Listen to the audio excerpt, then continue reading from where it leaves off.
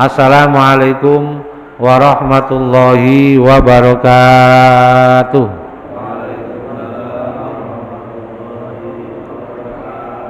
Bismillahirrahmanirrahim.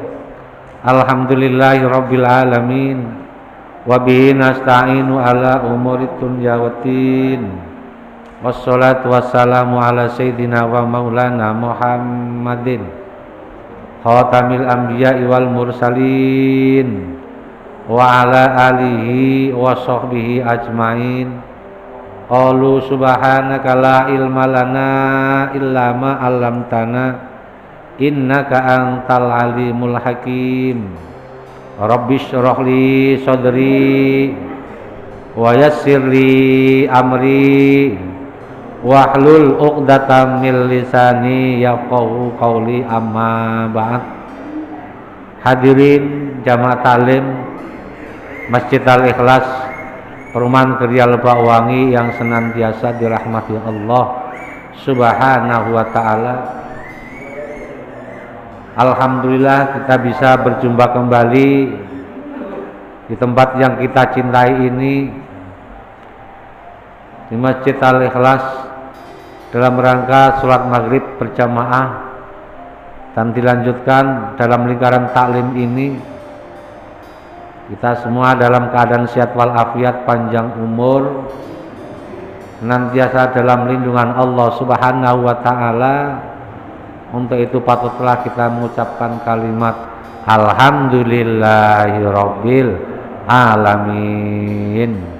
Semoga Allah berkenan melimpahkan nikmat dan karunia-Nya yang lebih banyak lagi kepada kita semua. Amin ya rabbal alamin. Salawat salam semoga tercurahkan kepada baginda Nabi Agung Nabi Muhammad sallallahu alaihi wasallam dengan ucapan Allahumma sholli ala sayyidina Muhammad wa ala ali sayyidina Muhammad. Semoga kelak kita termasuk umatnya yang akan mendapatkan syafaatnya. Amin ya rabbal alamin. Hadirin jamaah talim sekalian, untuk kajian kitab fikih dengan referensi Fathul Qorib masih sampai bab, ya ini bab yang terakhir yang berkaitan dengan muamalatul kholiq. Tinggal satu pertemuan, masih bab tentang dam. Ya mudah-mudahan pertemuan kali ini adalah bulan Syaban. Nah, sudah memasuki hari pertengahan. Ya, idap-idap mari kita sebelum masuk datangnya bulan suci Ramadan, ya kita bikin seperti pemanasan ya. Karena ini termasuk untuk anak-anak yang ditaklim di tempat saya itu, saya ajak sholat subuh berjamaah. Tapi masih susah, Pak. Masih susah anak-anak ya. Yo, taklim subuh, anak-anak yang gede, khususnya yang gede ya, subuh berjamaah. Cuman saya kasih waktu 1 minggu 2 kali, hari Selasa dan Jumat. Itu masih susah ya. Kalau anak-anak yang nggak ada di jamaah subuh, kita kasih sanksi ngajinya 10 ayat, yang ngajinya dia sampai mana, saya ulang sampai 10 kali. Tapi apa hikmahnya? Hafal satu ayat, ada yang panjang apa pendek, ya alhamdulillah hafal ya. 10 kali dibaca beberapa menit, alhamdulillah hafal ya. Ini ya likul lisai'in hikmatu, suatu ada hikmahnya, ada hikmahnya ya. Memasuki sebelum Ramadan ini, yuk kita bikin suasana ini seperti seperti kita menjelang bulan Ramadan. Kita ramaikan masjid dengan jamaah yang setiap waktu ada di rumah. Ayo kita hadir ke masjid, terutama maghrib, isya, dan subuh. Dan alhamdulillah saat ini kita berjumpa kembali dalam rangka talim Ya mudah-mudahan Allah senantiasa memberikan nikmat dan karunia-Nya kepada kita semua, senantiasa diberikan kesehatan umur panjang.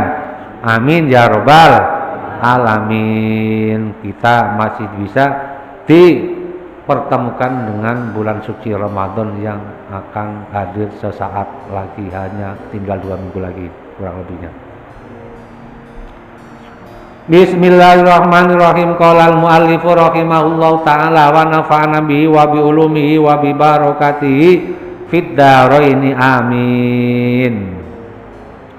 Saya mana Pak Wan?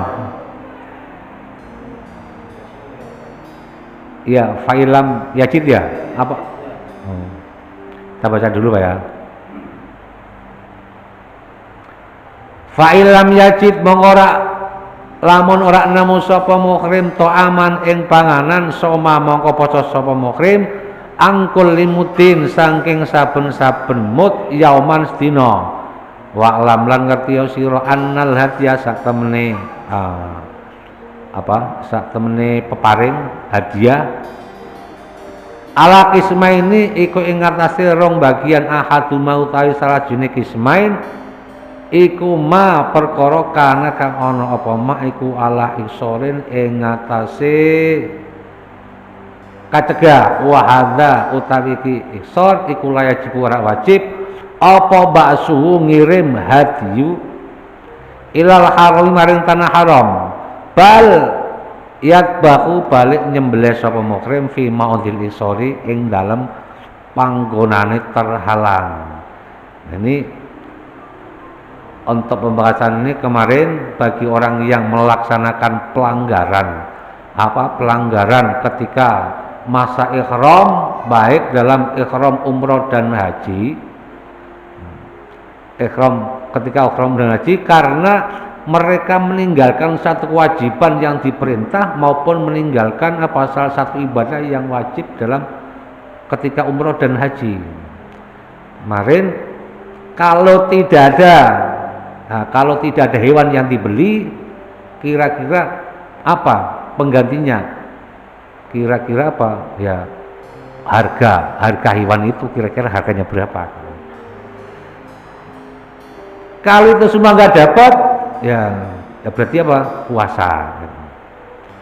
Kemudian dalam hal ini fa'ilam yajid. Nah, fa'ilam yajid aman soma angkul limutin yauman, ya nyari hewan yang nggak ada, nyari makanan karena nggak ada duitnya sudah habis, ya udah puasa setiap satu mut. Berarti kemarin udah berat ya, setiap satu mut 1 hari berapa duit yang dibelikan untuk beras itu diukur berapa mut berat ya.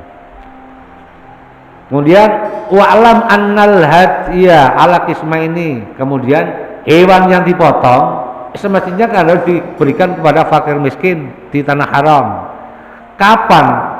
Nah, itu terbagi menjadi 2. Salah satunya kalau itu pelanggarannya karena terhalang, dia tidak bisa melakukan ibadah haji dan umroh karena ada sesuatu, mungkin ada musuh, karena ada halangan yang tidak bisa kita menuju ke tanah suci. Nah, itu untuk hewan yang dibelikan, hewan yang disembelih setelah dipotong, itu dipotong di tempat di mana mereka terjadi terhalangnya. Jadi ketika dia berada kejadian di situ, umpamanya ketika di mikot, ya udah itu dipotong, diberikan di tempat situ. Tidak usah wala la yajibu ba'su ilal haram, tidak usah itu hewan potongannya, hewan sembelihan tidak usah dikirim ke Mekah. Bal yadbahu fi mawdhi'il isar, tetapi cukup dipotong di tempat di mana dia terhalang, tidak bisa meneruskan perjalanannya ke tanah suci. Wasani naikan kang pemilu iku al-hadyu al-wajibu, hadiah yang wajib, yaitu sesuatu yang harus diberikan karena meninggalkan wajib, bisa lebih tarki wajibin, sebab meninggalkan kewajiban ihram, kewajiban umrah dan haji ketika ihram, au fil haramin, atau dia melakukan hal yang dilarang. Wayuk tasuddabu bil haram. Nah, kalau begitu itu motongnya harus di tanah haram, tidak boleh di tempat kejadian dia melanggar. Wa dzakara lan sapa al musannif ada ing iki keterangan fi qouli wala yajzi'u al haju walal it'amu illa bil haram. Nah, ini sahabat seperti tadi. Wala yujzi ulan ora nyukupake ing muhrim apa al hadiyu pemberian wala yujzi it'am lan ora nyukupake sapa muhrim apa al it'am makanan yang dibeli illa bil harami, kecuali di tanah haram. Ya, jadi selain karena terhalang tadi, berarti semua yang harta dam pengganti karena dia pelanggaran itu harus diberikan di tanah suci. Oh, ini batas minimalnya. Aqallu ma utawi siti-siti barang, siti emah perkara ailadiu iya ziu kang nyukupi apa ma ayat fa'al yen ton nampakake sapa muhrim ayat fa'al yen ton den tampakake apa al hadiu al hadiu maksud al hadiu ini hewan yang sudah dipotong. Nah, sudah akan menjadikan hak orang fakir miskin di tanah haram. Ila salasati masakina maring telu pira-pira miskin au fuqara au telu wong fakir. Itu minimal itu uang denda ya. Uang denda tersebut minimal diberikan 3 orang, minimal diberikan 3 orang fakir atau 3 orang miskin. Tidak boleh diberikan 1 orang, ini Pak buat kalian semua. Oh, nggak boleh. Karena apa? Tujuannya apa? Yang lain masih membutuhkan. 2 nggak boleh, minimal 3. Karena apa? Innallaha witrun yuhibbul witra. Allah itu Maha Esa, Maha ganjil, Maha Esa. Allah menyukai yang ganjil. Hal tersebut diterminkan dalam ketika kita melakukan ibadah wudu. Kalau kita basuh 3 kali dan lain sebagainya. Wa yajzi'uhu ayyasuma haitsu sa'a. Ini aja sebagian waqolal ulama. Wa yajzi'uhu lan nyukupi muhrim apa ayyasuma yen to poso sapa muhrim haitsu sa'in dalam sirani karep sapa muhrim min haramin aw ghairihi, baik di tanah haram atau di selain tanah haram. Tapi di kalimat sebelumnya kalau mereka melanggar dam, nggak bisa beli hewan, kemudian nggak bisa beli hewan, kemudian atau nggak bisa beli makanan seharga hewan itu kan puasa. Kemarin puasa salah satu fil haji wasabatun idza raja'tum, 3 hari di tanah suci, 7 hari di tanah kalau sudah di kampungnya. Tapi sebagian ulama mengatakan wa yujizu ayyasuma haisa'an, boleh itu puasa dikerjakan di tanah suci atau tidak di tanah suci, boleh. Wala yajuzu lan ora kena apa qatru sayyidil harami bunuh binatang di tanah haram, yaitu ketika di tanah haram tidak boleh membunuh. Ini hukumannya Pak. Walaya jujulan ora kena apa qatlu sayyidil harami membunuh hewan buruane tanah haram. Walau kana mukrohan, lamun ana sapa mukrim iku mukrohan den paksa. Ala qatli ing atase mateni soib. Walau ahrama, nah walaupun dia itu dipaksa untuk membunuh, padahal membunuh ketika dia lagi umroh dan haji itu dilarang, tapi mereka dipaksa harus membunuh. Tapi lihat kondisinya, kalau maksanya itu sampai menimbulkan mafsadah yang berat tidak dikenai sanksi. Tapi kalau hanya kalau maksanya itu hanya karena gertakan, kita bisa menghindar, harus menghindar. Walau akhrama lamun ikhram sapa muhrim sumajuna mongko tumli edan sapa muhrim. Faqatala mongko bunuh sapa muhrim syaitan ing hewan buruan. Lam yadmanhu mongko ora nggani muhrim hum ing syait fil adari menurut kaul yang jelas. Nah, ini kemarin kan ketika lagi ikhram baik haji dan umroh dilarang membunuh. Dilarang membunuh. Tiba-tiba ketika lagi ihram kemudian dia akal pikirannya ada gangguan datang, ada gangguan tiba-tiba, ya seperti apa, pikirannya nggak waras tiba-tiba, katakan seperti dia gila gitu. Tiba-tiba dalam kondisi itu dia melanggar, membunuh hewan buruan.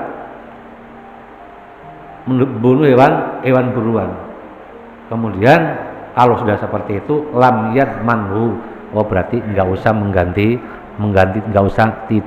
tidak wajib membayar dam menurut kaul yang adhar, yang masyhur, jelas. Wala yajuzu lan ora kena apa qat usajari motong pohone tanah haram ayil harami wayat barulang ganti sapa mukrim asajarata ing pohon akadua tekan gede bi bakorotin kan sapi wasogi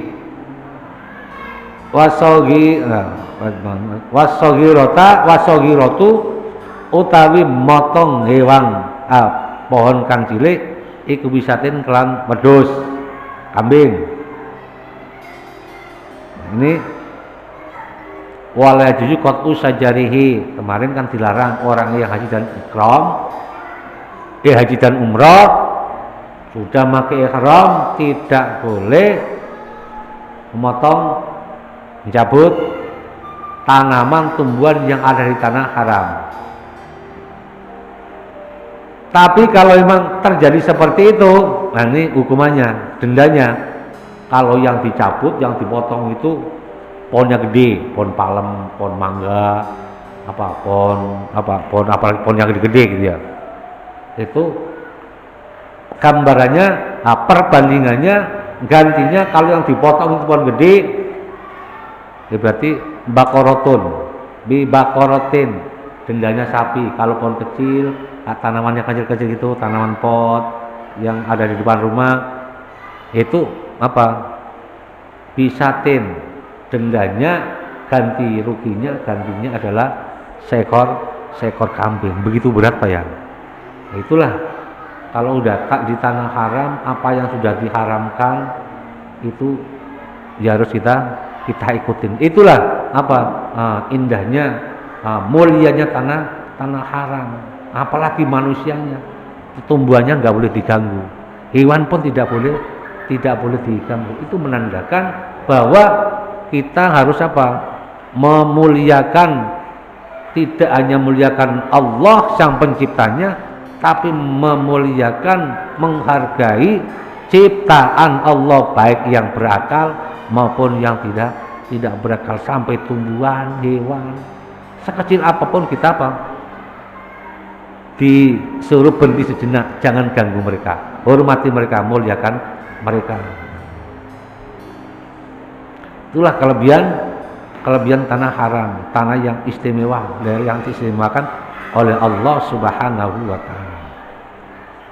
Hewan itu semua baik sapi maupun kambing, kullun minhuma bisifatil udhiyah, yaitu hewan yang bisa digunakan untuk korban. Sapi yang bisa digunakan korban berarti yang mencukupi umurnya. Kambing juga begitu juga. Wala yajuzu lan ora kena aidon kan maneh apa qatun motong wala quluna batil harami lan ora kena nyabut tanamane tanah haram alladzi la yastambitun nasu kang ora nyukulake ing nabat apa anasu menungso bal yang butuh balik tumbuh apa nabat binafsi kelawan awak dewi nafas. Nah biarpun maksudnya gimana, biarpun itu pohon tidak ditanam oleh orang dan pohon itu tumbuh dengan sendirinya, tumbuh dengan sendirinya, nggak dirawat, nggak ditanam, tiba-tiba pohonnya tumbuh aja sendiri, walaupun seperti itu nggak boleh, nggak boleh. Amal hasisul ya bisu ana utawi rumput al ya bisu kang garing faya juju mongko oleh apa qatuhu motong hasisul ya bisu laqal ora kena nyabut sapa muhrim hasis. Nah, tapi kalau tujuannya merapikan karena itu rumput itu garing ya, rumput itu garing ya boleh dirapikan. Boleh dirapikan, dipotong boleh. Karena menghilangkan yang kering, yang basah tidak boleh. Wal muhillu utawi wong kang den halalake bi dhammil mimi ayil halal. Wal muhrimu utawi wong kang den haramake fi dalika ndulung kang tinutur al hukmus sabit al fi dalika kang tinutur fil al hukmus sabiku hukum yang terdahulu. Ini baik orang yang dihalalkan, maksudnya orang yang muhrim maupun yang tidak muhrim ya, maupun orang yang secara hukumnya itu boleh atau tidak diperbolehkan, itu hukumnya sama. Maksudnya baik orang yang lagi ihram maupun orang yang tidak lagi ihram sama-sama dianjurkan jangan sampai merusak tanaman yang ada di tanah suci Mekah, baik di Mekah di Madinah. Tidak diperbolehkan. Walamma faragha lan semasan wis rampung sapa al musannifu musannif fi muamalatil khaliqi saking oleh nerangake muamalatil khaliq, yaitu muamalah hal-hal yang berkaitan dengan sang pencipta, wa ya al ibadah, tentang ibadah. Akhoda mongko ngalap sapa musannif fi muamalatil khalaiki ing dalam masalah muamalah tentang hubungan sama makhluk. Ini musannif biasa ya dalam seluruh kitab fikih dari mulai yang kecil maupun yang gede, ini yang dibahas pertama dulu pasti tentang bab hal yang berkaitan dengan ibadah kepada Allah Subhanahu wa ta'ala. Kalau sudah beres baru tentang muamalah antar sesama manusia. Karena para muallif mengarang kitab mereka adalah orang-orang yang tidak hanya sekedar bisa mengarang kitab, bisa menulis. Mereka orang-orang yang senantiasa dekat kepada Allah, takarub kepada Allah. Itu mereka sudah istilahnya sudah teruji keilmuannya dhahiron wa batinan. Kenapa seperti itu? Karena yang dicontoh adalah satu, itu kitab suci Al-Quran. Kitab suci Al-Quran yang pertama yang tulis Bismillah Alhamdulillah, ini menggambarkan Bismillah Alhamdulillah ini menerangkan tentang sifat-sifat Allah, pujian kepada Allah Subhanahu wa ta'ala.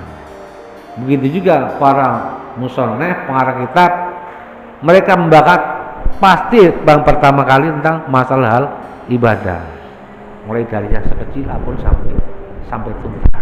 Nah, semua yang berkaitan dengan ibadah kepada Allah selesai, baru bab muamalah, hal-hal yang berkaitan dengan komunitas sesama manusia. Berarti ini menggambarkan bahwa dalam hal urusan ibadah kepada Allah ini harus didahulukan daripada hal-hal yang berurusan dengan manusia. Hal-hal yang berkaitan dengan ibadah harus didahulukan daripada mendahulukan hal yang berkaitan dengan manusia. Istilahnya apa? Ibadah dulu baru kerja, gitu Pak ya. Jangan kerja dulu kemudian ibadah. Jadi di sini dikatakan ibadah itu dinomor satukan, kerja di nomor dua kan. Jadi ibadah dulu baru kerja. Kemudian hal-hal yang berkaitan dengan ibadah itu kita tidak boleh mengalah. Kita tidak boleh mengalah dalam kaidah apa? Kaidah usul fikih dalam para ulama mengatakan al-isar fil qurbi makruhun.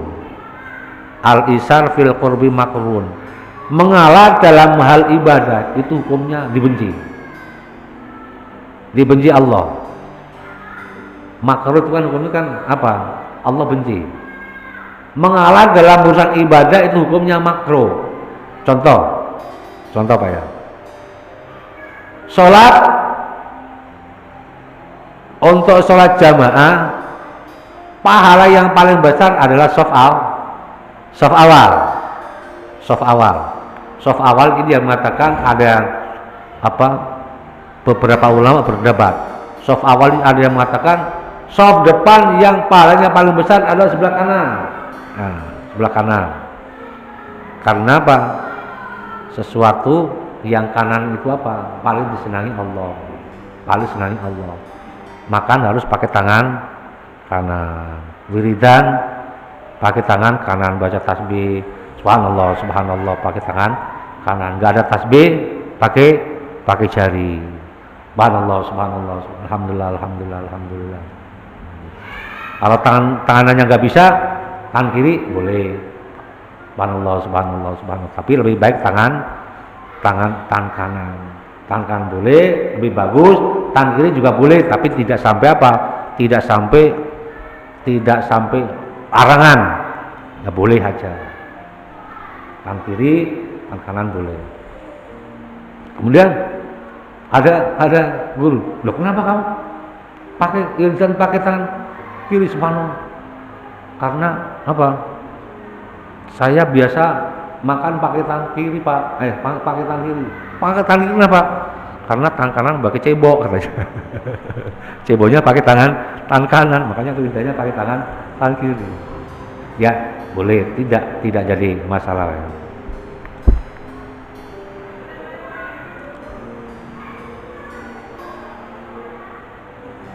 Jadi ini kembali lagi al-isar fil qurbi makruhun, ngalah dalam hal ibadah itu hukumnya makruh, dibenci oleh Allah. Contoh dalam kasus sholat di shaf awal dalam saat ibadah jamaah itu shaf pertama ini pahalanya paling besar, ada tekan sebelah kanan yang paling besar karena itu tadi yang kanan itu adalah paling yang disenangi Allah. Ada yang mengatakan shaf yang paling ada di belakangnya imam itu yang paling besar. Kenapa pas di belakangnya imam? Karena dianya di belakang imam itu mereka nanti suatu saat imam berhalangan bisa menggantikan imamnya. Tuh Pak ya. Ini kemarin kita lihat di video Pak ya, ada ya di YouTube ya.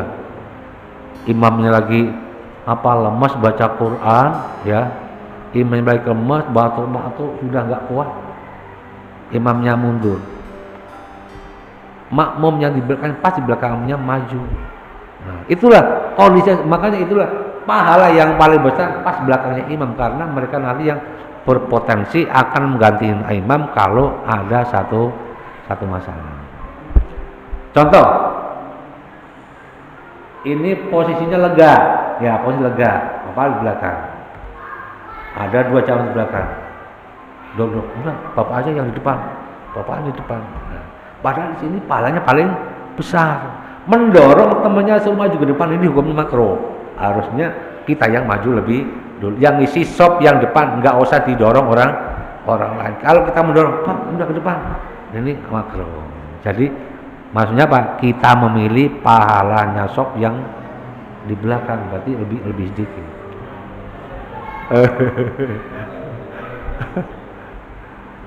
Itu gambarannya seperti itu ya.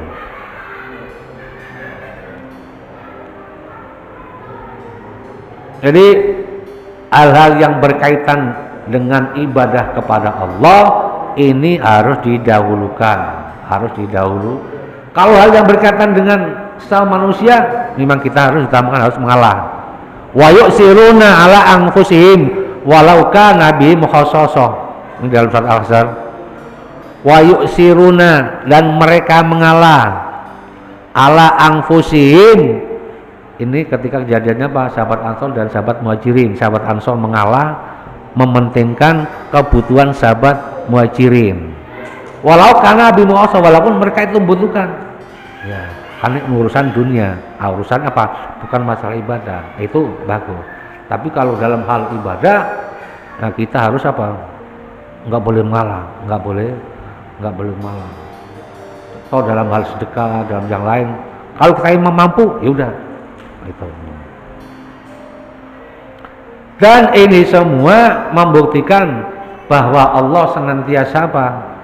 Cinta terhadap hambanya, terutama makhluk yang namanya manusia. Jangan khawatir bahwa Allah menciptakan kita semuanya itu sudah dijaga oleh Allah, zahiran wa batinan. Jangan ada rasa sedih, jangan ada rasa susah, jangan rasa ada khawatir. Semuanya sudah apa? Sudah diberikan perlindungan oleh Allah Subhanahu wa taala dalam hal sekecil apapun. Nah, kita pernah baca dalam satu kitab. Ini yang berkaitan dengan apa? Dengan hal ibadah, dengan hal ibadah. Idza waqa'al abdu fin naz'i. Idza waqa'al abdu fin naz'i, apabila seorang hamba itu sudah sampai pada waktunya najak. Ini ketika manusia sudah sampai waktu najak sakaratul maut, bisa lisannya dikunci. Setelah lisannya dikunci, fadakhola alaihil malaikatu, fadakhola alaihi arbaatun minal malaikat, datang 4 malaikat. Ini sering kita dengar ya, bahwa manusia ketika lahir, sejak lahir itu Allah kirim 4 malaikat. Allah kirim 4 malaikat. Tujuannya apa? Ya untuk apa? Menjaga manusia itu. Mungkin kita sering dengar ya, bahwa apa itu manusia itu punya apa? Dulur papat 5 pancer. Nah itu Pak ya. Itu istilahnya orang Jawa seperti itu. Dulur papat 5 pancer itu apa? Itu asal usulnya Sunan Kalijaga yang apa? Yang menyampaikan, ternyata itu ada dalam apa? Dalam satu kitab itu ada. Setiap manusia yang lahir, begitu lahir, plek, Allah kirim 4 malaikat untuk menjaga 4 orang itu. Tapi manusia itu tidak dikasih tahu. Tahunya nanti kalau mereka sudah mau mati. Tahunya mereka nanti kalau sudah mau mati. Ketika mereka sudah najak sakaratul maut, malaikat tempat datang itu antri di sampingnya, kenalan. Fayakulul malaikat itu yang pertama datang, assalamualaikum, dia menjawab.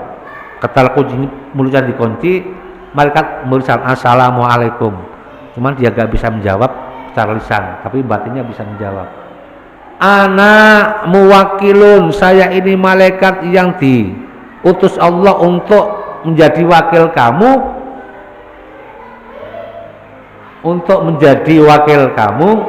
wakil apa?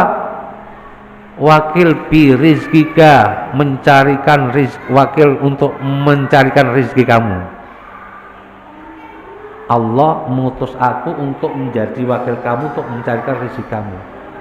Fatolatu fil ardi, aku mencari di bumi, rizkimu di atas bumi ini, sarkon wa gorban, fama wajatus, walau lukmatan, aku sudah tidak menemukan rezekimu, sesuap pun udah gak ada. Nah, malaikat sudah seperti itu. Wahai si fulan bin fulan, ya fulan bin fulan, si A bin Aban dan seterusnya, punya dipanggil namanya gitu ya. Aku sudah mencari jatah rezekimu dari bumi barat sampai bumi kulon, nggak ketemu, walau surbat, walau lukmatan, walaupun satu suap nasi nggak ketemu. Dakholatis saat ini sudah sampai waktunya gitu. sudah sampai waktunya. Jadi pada dasarnya apakah orang itu sudah gak punya duitnya masih banyak, tabungannya ATM-nya masih banyak, mobilnya juga masih banyak, rumahnya masih magrung-magrung, masih punya gaji, masih punya jatah gaji, tapi itu apa? Zahirnya. Hakikatnya orang itu rezekinya sudah habis. Dicari malaikat barat sampai timur sudah nggak ketemu. Itu malaikat pertama yang kenalan. Yang kedua, fayakulun sani ana muwakilun bisarobika. Saya ini malaikat yang menjadi utusan Allah sebagai delegasi Allah untuk menemani kalian bisarobika, untuk mengurus urusan pengairan, cari minum kalian, mencari minummu. Saya cari dari barat sampai ke timur untuk jatah minum kamu, walau surbatan, walaupun seteguk air saya sudah tidak menemukan. Apa di rumah air sudah macet, air pam masih ngalir kenceng, kulkasnya masih gede, isinya masih penuh. Malaikat sudah menyampaikan seperti itu. Minal ma'i wa ghairihi, mencarikan jatah minum baik dari air maupun selain air. Maksudnya minumnya kan bukan air doang, ya, bukan air doang dan lain sebagainya, mungkin termasuk buah-buahan. Itu ternyata dicari jatahnya malaikat sudah gak ketemu. Dakholatis sa'ah, ini saatnya rezeki kamu, urusan air sudah habis, nggak ada. Fayakulul nas wa fayakul salisu, kemudian datang malaikat yang ketiga. Assalamualaikum ya fulan bin fulan, ana muwakilun, saya ini malaikat yang diutus Allah untuk menjaga kamu, mengurus kamu tentang apa? Biangfasika, tentang nafas kamu, mencarikan nafas kamu. Saya cari dari bumi barat, bumi timur, sedetik nafas pun sudah nggak ada untuk kamu. Dakholatis sa'ah, dakholatis sa'ah. Itulah gambarannya. Masih bisa Pak? Nggak bisa. Nah yang terakhir, yang keempat, fayakulur rabi'u, malaikat yang keempat, kenalan yang terakhir. Assalamualaikum ya fulan bin fulan, saya ini malaikat yang keempat ingin memperkenalkan kepada kamu. Malaikat yang pertama sudah, dua sudah, ketiga sudah, saya yang terakhir malaikat yang keempat yang menjadi wakil Allah untuk menjaga roh kamu. Ternyata saya sudah menjaga, berusaha mati-matian, siang malam, aku sudah berusaha menjaga roh kamu, tapi malaikat Israel lebih berpotensi. Roh kamu sudah tidak bisa aku jaga lagi. Kenapa? Kalian aku jaga siang malam, tapi kamu tidak menjaga aku. Aku menjaga setiap waktu, tapi setiap waktu kamu tidak mau menjaga aku. Ya udah, saat ini sudah sampai waktunya, aku sudah tidak sanggup lagi menjaga rohmu. Untuk itu iktarobatit ajaluka, saat ini sudah dekat waktumu. Aku serahkan terhadap malaikat Israel. Itu gambarannya, bahwa malaikat keempat tersebut sudah menyampaikan kepada seseorang yang sudah sampai waktunya, menyampaikan seperti itu. Kemudian apa yang ditawarkan kepada malaikat? Ya malaikat, sampaikan pada Allah Subhanahu wa taala, Rabbi laula akhortani ila ajalin qarib, bolehkah usiaku ditunda sebentar saja?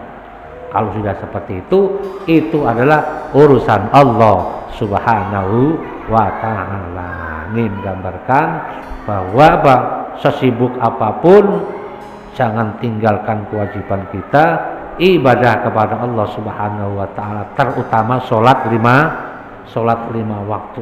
Kita mengerjakan sholat 5 waktu harus semaksimal mungkin. Jangan kita sholat sisa waktu yang ada. Kita mengerjakan sholat sisa-sisa tenaga yang ada. Kita mengerjakan sholat dengan energi sisa yang ada.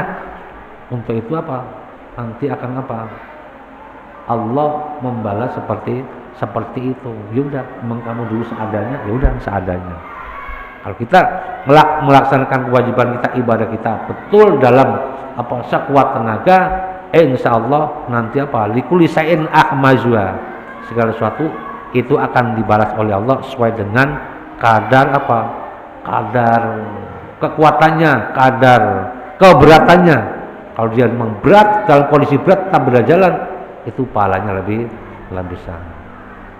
Mungkin ini yang dapat kami sampaikan. Kurang lebihnya mohon maaf. Allahumma sholli wa sallim ala sayyidina Muhammad wa ala ali sayyidina Muhammad.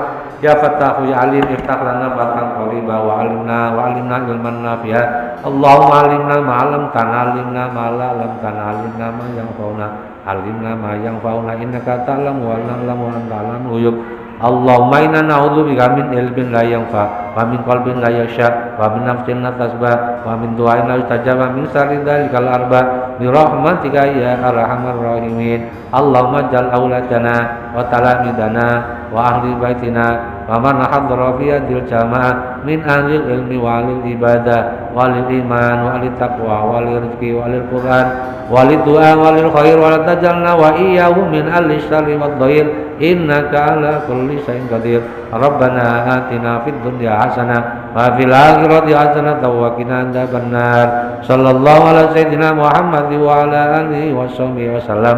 Subhanaka rabbika rabbil izzati amma yasifun wa salamun alal mursalin walhamdulillahi rabbil alamin. Al-Fatihah. A'udzu billahi minasy syaithanir rajim. Bismillahirrahmanirrahim. Alhamdulillahi rabbil alamin. Ar-Rahmanir Rahim. Maliki yaumiddin. Iyyaka na'budu wa iyyaka nasta'in. Ihdinas siratal mustaqim. Siratal ladzina an'amta 'alaihim ghairil maghdubi 'alaihim waladdallin. Amin. Kurang lebihnya mohon maaf. Billahi taufik wal hidayah. Wassalamualaikum warahmatullahi wabarakatuh.